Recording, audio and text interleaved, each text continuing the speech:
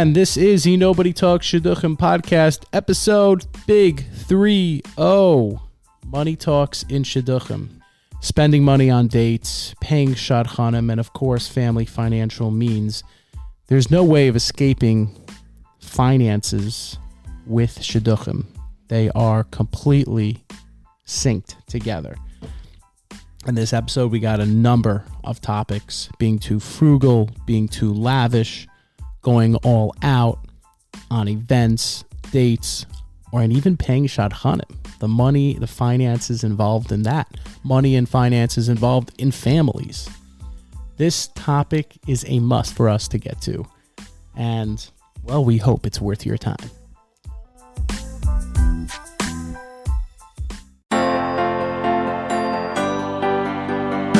Nobody talks Shidduchim. This is the Nobody Talks Shidduchim podcast. Awesome. Thank you, Yoda Lasser, for that wonderful introduction. And Hillel Kaplan also produced that song. This is the episode we have all been waiting for because he who shall not be named has returned. Take it away.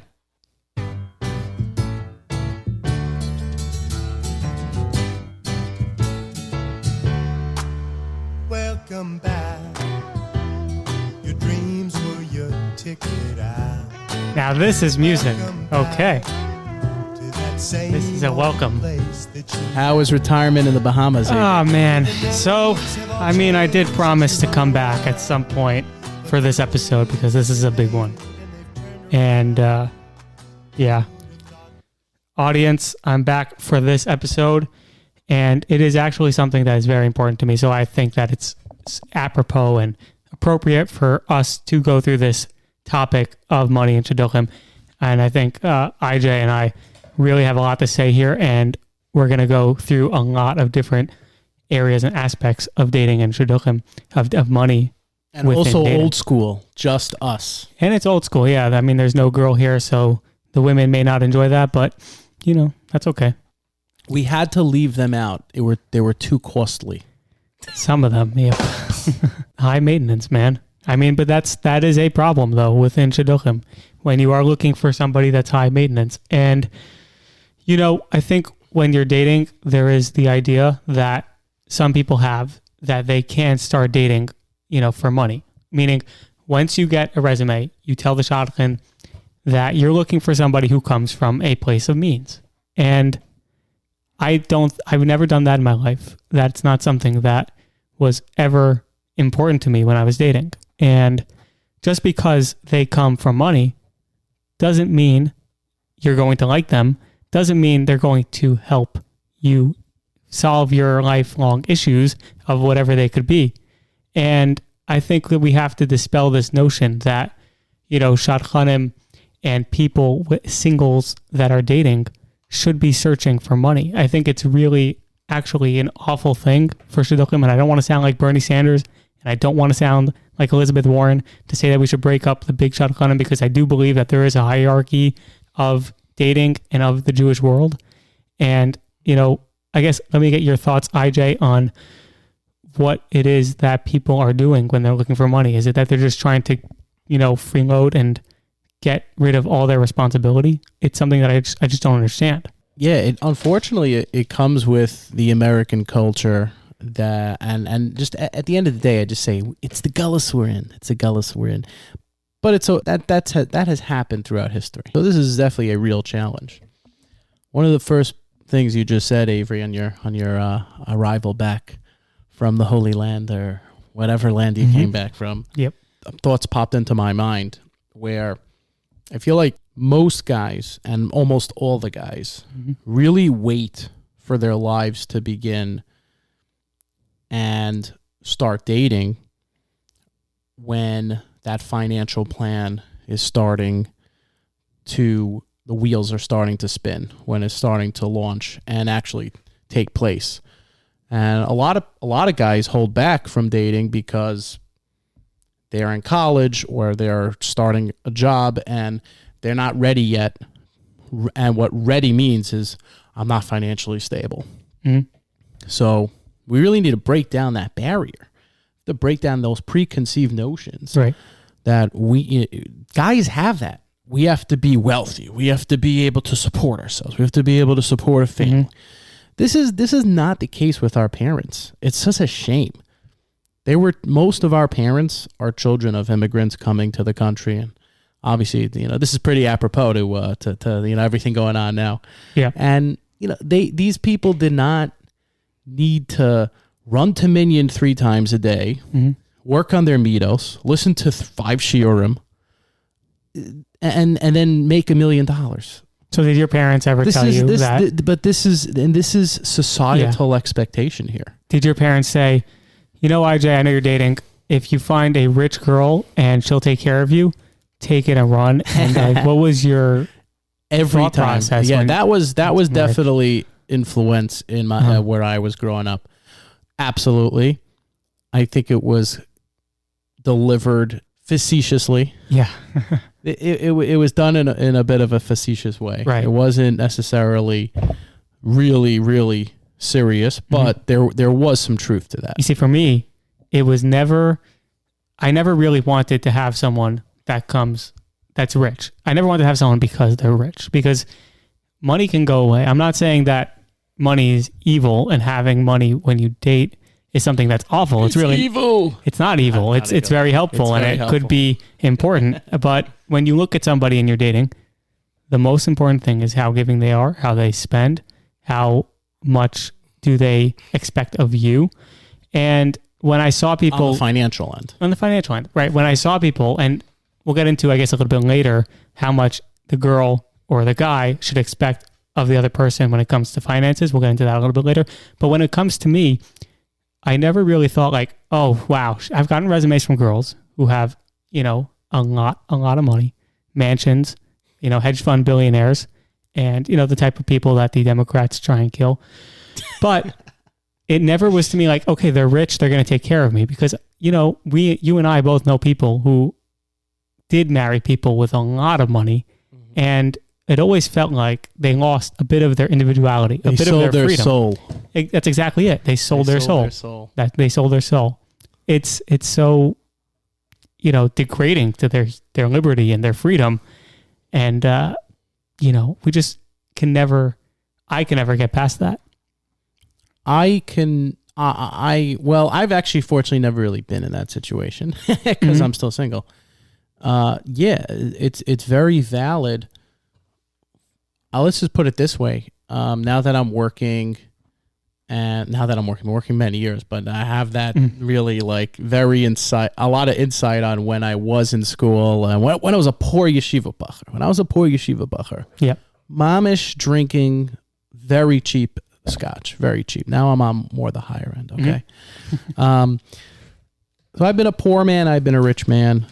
And, to quote the famous Jordan Belfort, I'll choose to be a fakakta rich man every single time. For sure. Go work in McDonald's, right? That's what he said. There's a lot of truth to it, because there is comfort in so many in so many areas. And this is what singles are thinking of, especially these communities we're having where there are so many more families and singles living together or near each other, and this is all you hear is there's a yeshiva bill, there's the water bill, there's the $5 million house bill, the mortgage, obviously. I mean, it doesn't end, right? And are they happy? And they want to know, but they're not happy. They're not happy at the end of the day. That's for sure. It takes a lot to really. How could be you happy be today? You're $150,000 in debt. There's a real difference. Trying to, exactly. But you're trying to keep up with the Joneses. How could you be happy like that? Yes. That's not those people have this sprezzatura to them, where it looks like everything's perfect and making sense. And then you kind of get to know them, or you go on that Pesach program with them. Not this past year, of course, wink, wink. But a few years ago, and you're like, wow, they're not really happy. They got some problems over there, Yeah. Yeah. I'm reading a book now. Happiness Hypothesis by Jonathan Haidt. And he talks about exactly this thing, because there's this idea that people who come from money end up, or who have a lot of money or are rich and do very well, are much happier than people who aren't. And it's really not true. If you look at the numbers and you look at the people who are probably in Meisharim and living like they have zero money to them, or they live in Lakewood and they have nothing but their family and their kids, they are so much happier, or they're just as unhappy as the person who lives in a fancy mansion, who is on antidepressants, who is taking Prozac all day. You know, there is this idea that just because you are crunched a little bit, you're not going to be happy, but it's not necessarily true. Because if you can make it somewhat, you know, or at least you're pushing towards a goal that you are always pushing towards, I think that's more important than, you know, just having a lot of money. And you know, Rome wasn't built in a day. Yeah. That's really the message I would convey to those guys and these girls listening who are looking for those guys, you know, passively, or maybe they're actually upfront about it. And there are those situations where I could let it slide. I know some girls who grew up dirt poor. The real important thing to them is that financial security. They could be married to anybody, and that's fine. You'll find that. You gotta know, of course. You gotta be able to decipher which one is which. In your experience, are people upfront about it though? Like, oh, I'm looking for money. I'm looking for someone rich. I know they're upfront about career because that's a different story. A lot of girls are, but they're not using those that parlance. They're not using those jargons of you know, are you actually rich? They're setting expectation early. They're saying, you know, well, you know, I'm working at this job right now in ABC category, and I don't plan on doing that for the rest of my life, by the way. Yeah. I love this chesed organization. I can't wait till I'm the volunteer, non-paid, overworked president. Yeah. While you support me, wink. Oh, okay. Well, that was that one is actually pretty direct. So at least she was candid there. That puts you in an extremely pensive mood. You know, guys get down from this, and I'm sure it's seen through different kind of girls, right? There are some who are going to be a lot more compassionate, more, let's say, intimate about that topic. Like, they're not going to bring that up, but you know, for sure, better to bring it up early, I guess. Okay, so my controversial take, my hot take, controversial opinion will be that these people who are literally just dating for money, I don't think they're happy. I don't think that, especially when they get married, I really don't think that they're happy. Like I said before, we know people who've done this, who have gotten married there. And at the end of the day, they think it's some Disney, you know, marriage. And then it just ends up being they're married. They get to the point. Yeah. You know, like, you don't have a goal in life. Well, why should they know better? Why should they know any better, right? Why should they know more, right? You know, they're getting back from Eretz Yisrael, from yeshiva, and then they go on into social media and they're just seeing these lavish weddings, and they think they know everyone's situation. It's very deceiving, very deceiving. And I hope kids are getting more educated on that. Yeah. I know it affected our generation in so many ways, and even passively, even if you see something and you're very well on top of your situation, but you're looking at that cute couple. You know, the guy, oh, wow, I wish I could be with the guy. Or the girl, oh, great sheitel. And they're vacationing in the Bahamas, or I only know the Bahamas. I don't know anywhere else. Where's a place? Can we ask Siri? Avery, where's another? Wuhan? No, maybe not. Not yet. Oh, that was great. Wuhan. Okay, no, not, but whatever it may be. And it affects them. Yeah, well, my question would be, is it that the shadchanim themselves are in it for the money, or are they just representing what people in general want? It's a delicate balance, because there's shadchanim who are looking for these big name brands to set up, and so they can get a big time check, and we know who they are. And I'm not going to say it's really wrong, because they're taking advantage of the system. You know, whatever the demand is for people. Rich people need to pay and get their kids married just as much as not rich people need to get their kid married. So I can understand why a shadchan does it. But what comes from that is that the shadchanim, in my opinion, end up neglecting and ignoring the singles who just don't come from money or come from an interesting background where they'll never get set up with the people who are quote unquote name brands. Name brands, yes. We always have the name brands. Right, so I guess alternatively, like if they're poor, right? If they're poor. So the first thing is what you were saying, if the shadchan is only doing it for the money, that's tremendous amount of enemy, lack of moral standards right there.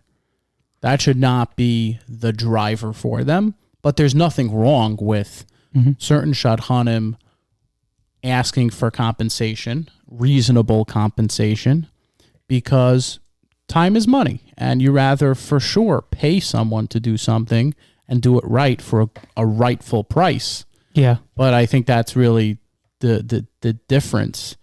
The breaker here is that they're pretty crazy prices. They are pretty crazy prices. I disagree with you though. I think that it is not morally wrong for a shadchan to try and make as much money as they can. It's capitalism.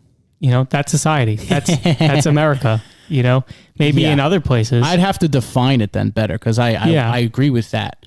But in my mind, what I'm envisioning are shadchanim who take the money and you never hear from them, which it's sickening. Well, that's for girls. Sickening. We have to really. There are guys also though. I think guys could get. I've heard here and there. No, I've never paid like that, but I ask girls on dates, what's go, at when I know it's not for me, or when I think it could be, and we talk about juicy topics, and they're paying a few $1,000s a month, and they're getting nothing. Wow. Getting nothing out of it. It's like a gym membership. And I understand a shadchan can.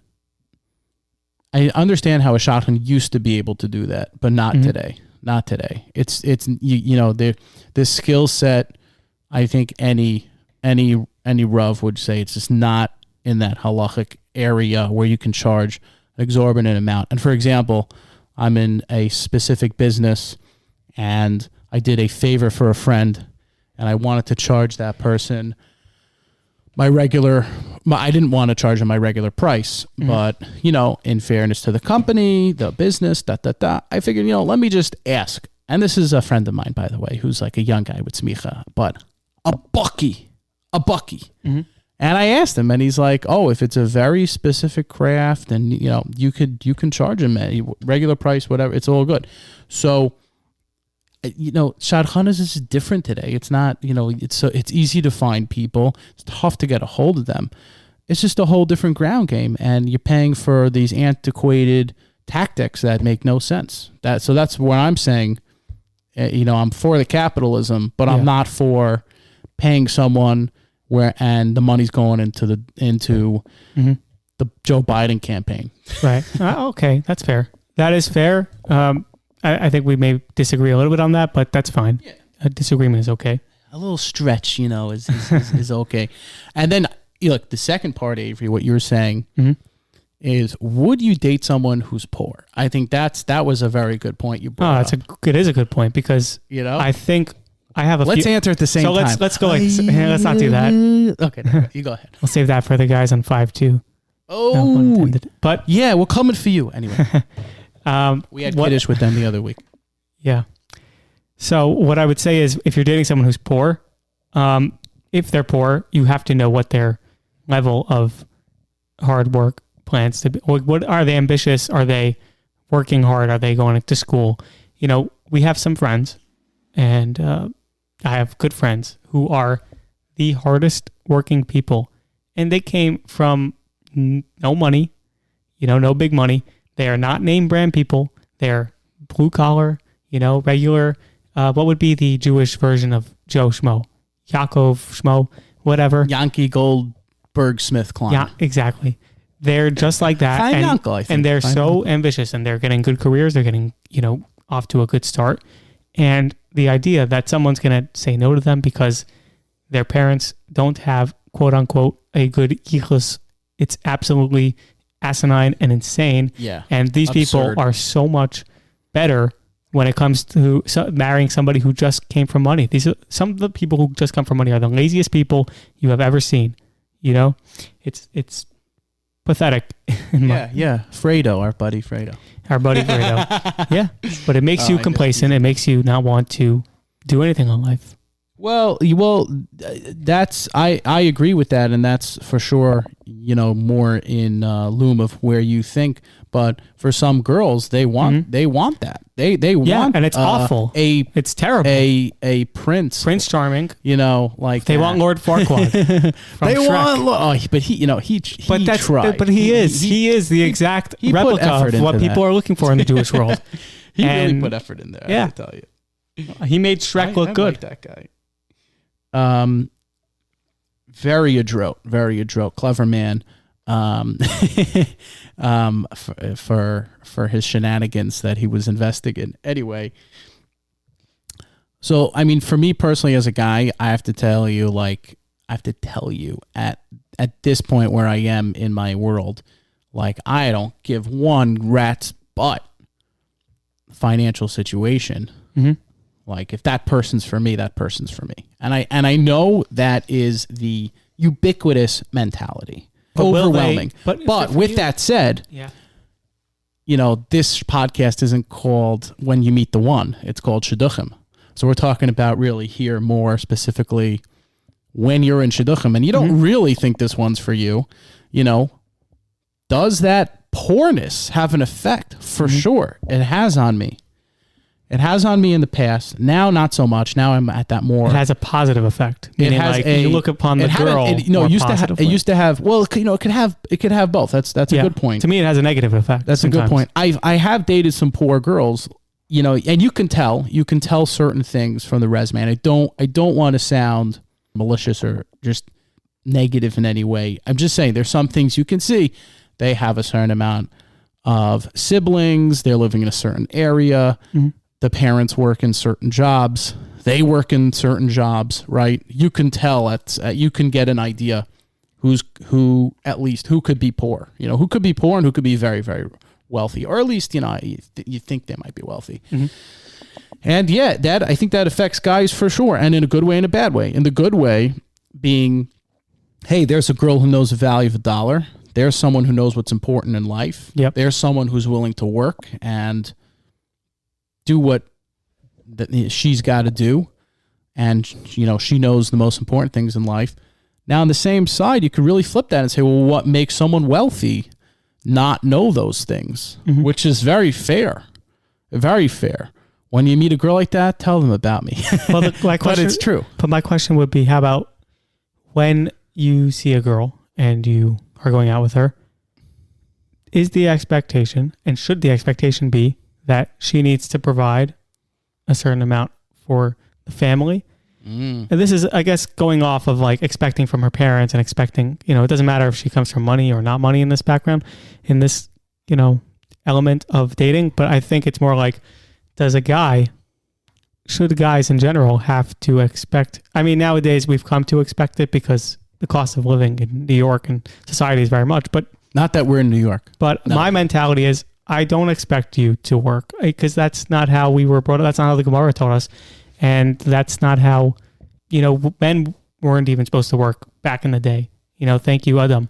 But we are reaching the crescendo of the feminist movement. And I don't know if girls want to hear that. But what I mean by that is, those old 1990s commercials of Michael Jordan and that female soccer player. I don't remember her name. Mia Hamm. I think it was Mia.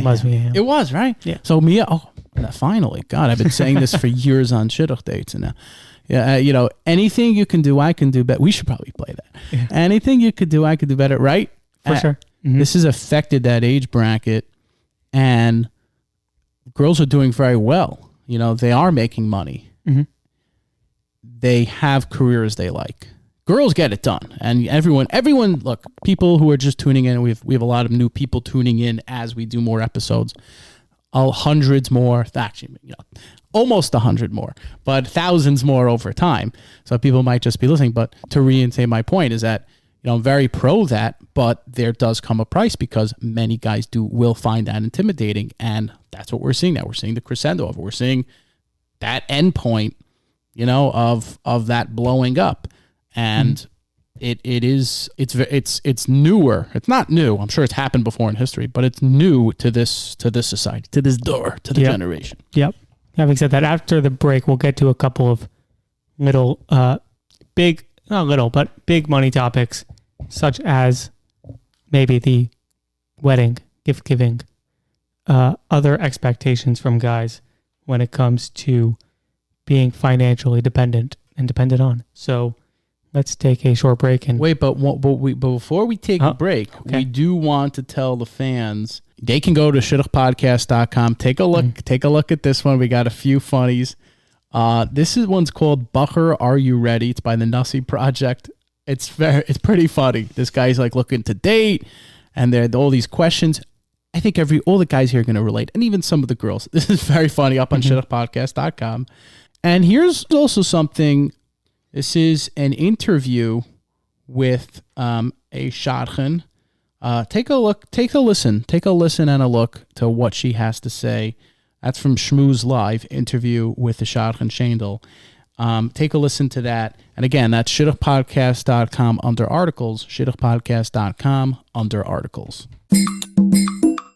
Hey listeners, it's IJ from the Nobody Talks Shidduchim podcast. I wanted to take a moment to tell you about Greenpoint Podcast Studio. It's where we record. We record there every single episode. It is a beautiful, newly renovated, brand new, right in the heart of Greenpoint in Brooklyn. And it's basically a little bit close to Williamsburg, just a few minutes from Flatbush, Borough Park. If you're in Queens, it's close to there. And hey, if you're in the Five Towns or New York City, it's just a quick 25 to 35 minute drive away. So you can follow them or get in touch with them by going to greenpointpodcaststudio.com to book your next podcast session. Hey guys, this is Yona from the Nobody Talks Shidduchim podcast. I want to take a moment to tell you about I Like Ike Marketing. I Like Ike Marketing serves all marketing and communication needs, including web design, branding, graphics, Facebook and Instagram ad campaigns, logos, social media, and more. To get the full deets and explore their services, go to likeike.net or call 516-399-1000.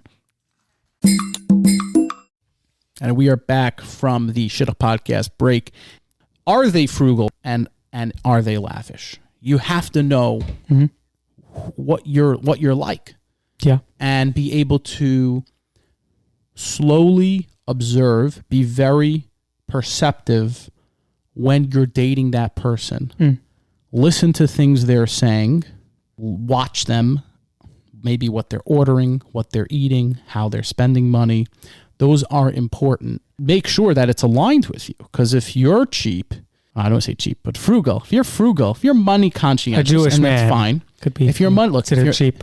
It's funny because I have a friend who went out with a girl for about 8 or 9 dates, and every date they went on, he went to go pick her up. He lived pretty far from her. He went to go pick her up in the city, and he would take her to fancy places.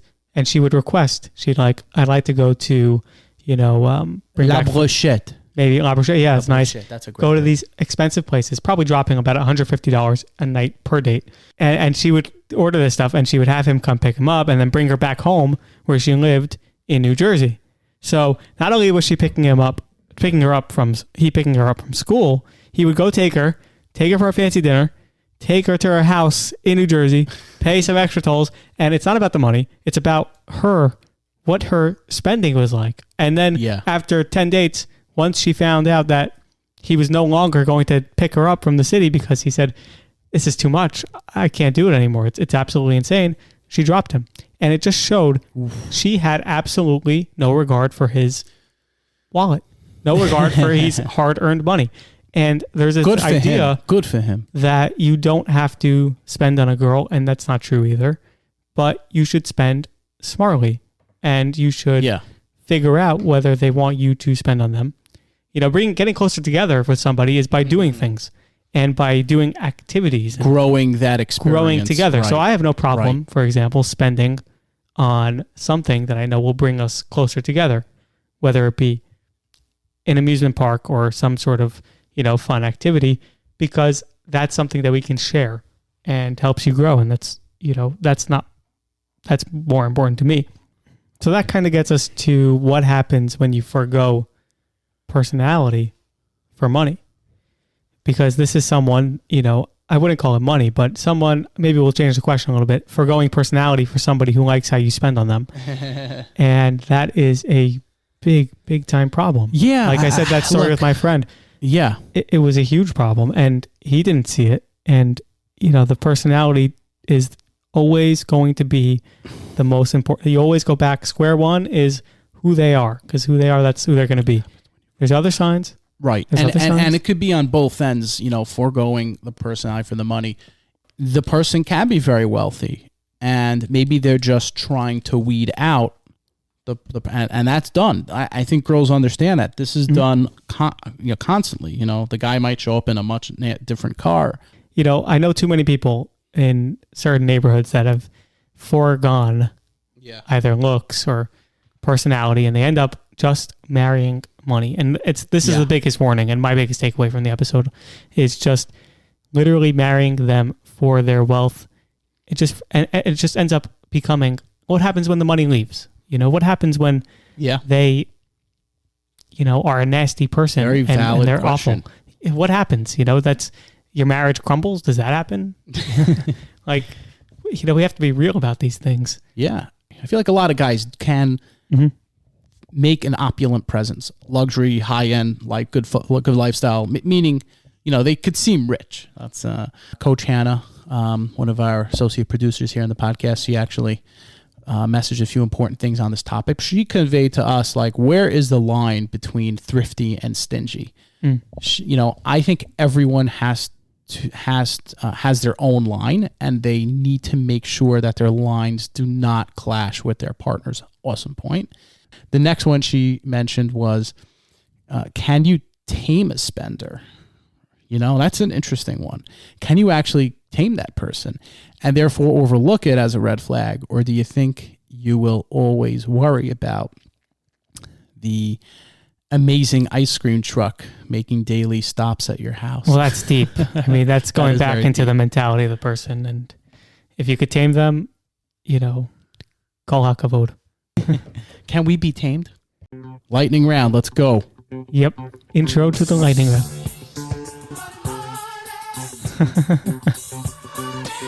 And with our lightning round introduction, it's going to be based on a scale of and 1 what should I say? to 5. 1 to 5. Okay. 1 to 5. 1 to 5. 5 being.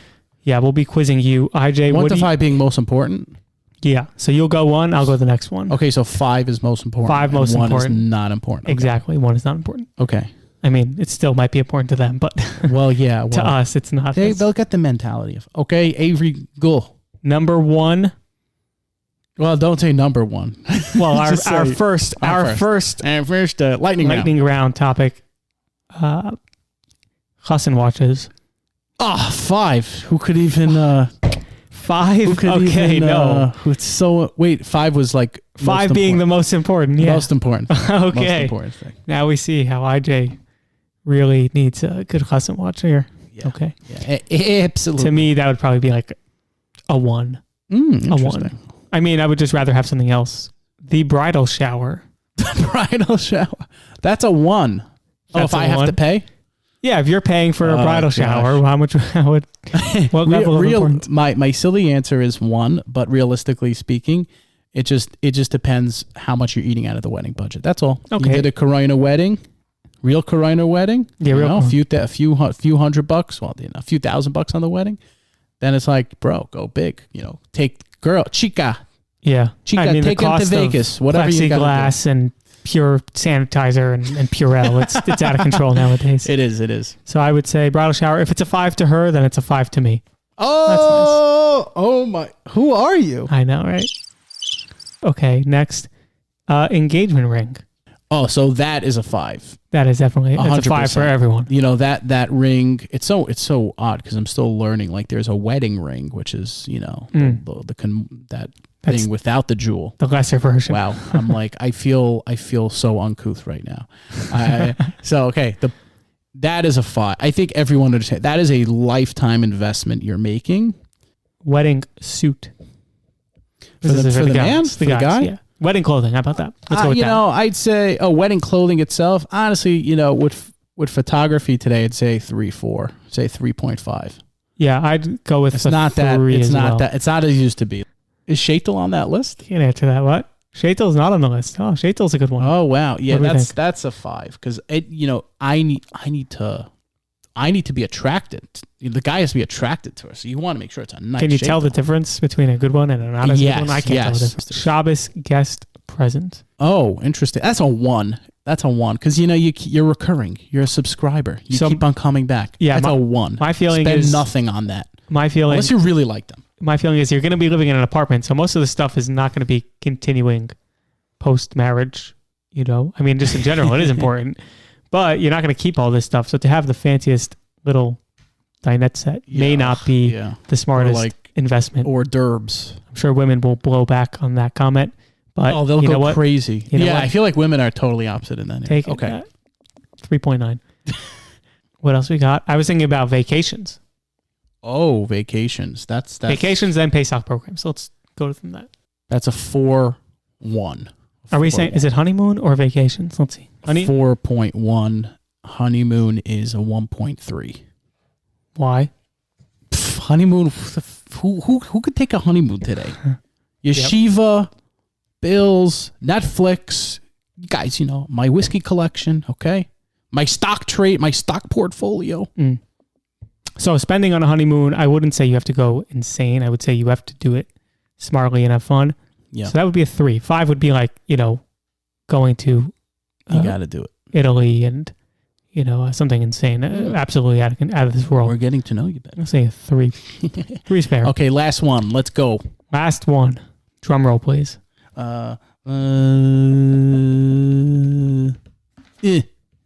Yeshiva Shadrummel. Engagement. I'm going to give that a 3.9. A 3.85, actually. So it's a tricky one 3.85. because the girl can't really expect anything because she's not supposed to be in the know of what's going on with the engagement, but you can probably make her opinion We've clear seen some before great that. ones. We should post that on the Shidduchim podcast. Engagements? Some good, yeah. 4-2. 4-2. 4.2. Okay, hey, That's a guys, there you go. 4.2. That's pretty good. We could agree on that one. So That's that's it. close. That's Yeah. close. Okay, awesome.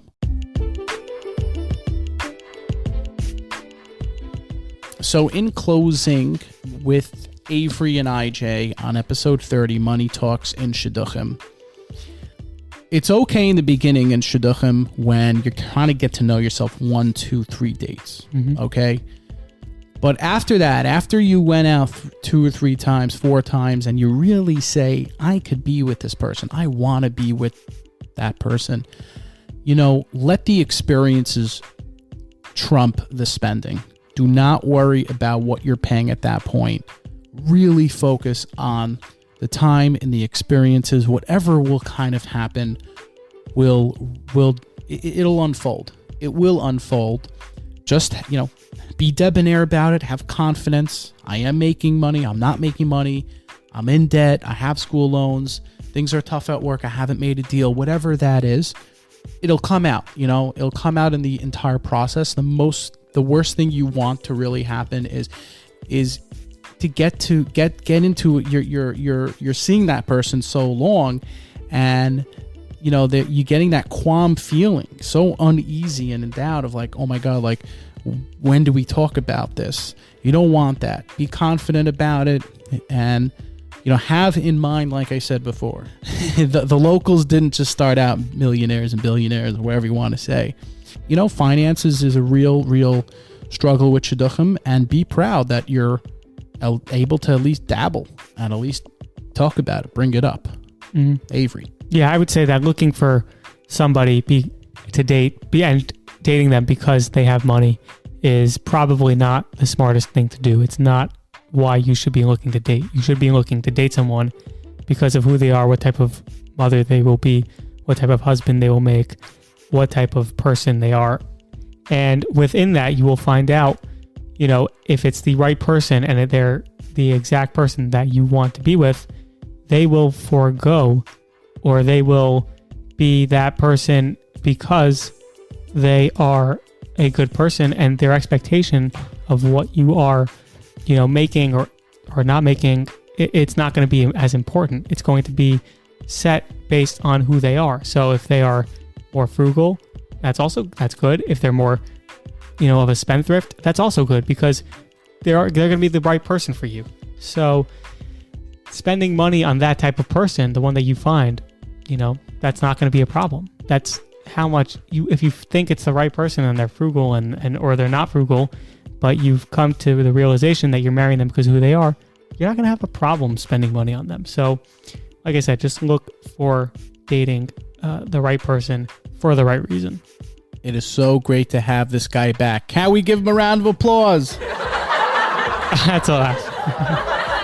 No, I know. They're just laughing at you. Yeah, they're like, oh, we're giving this guy a round of applause.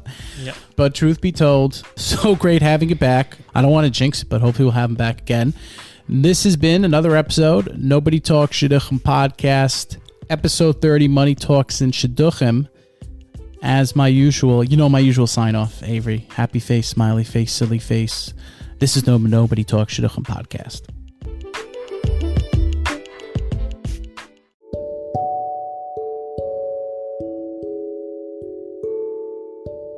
Alchi's Media Network.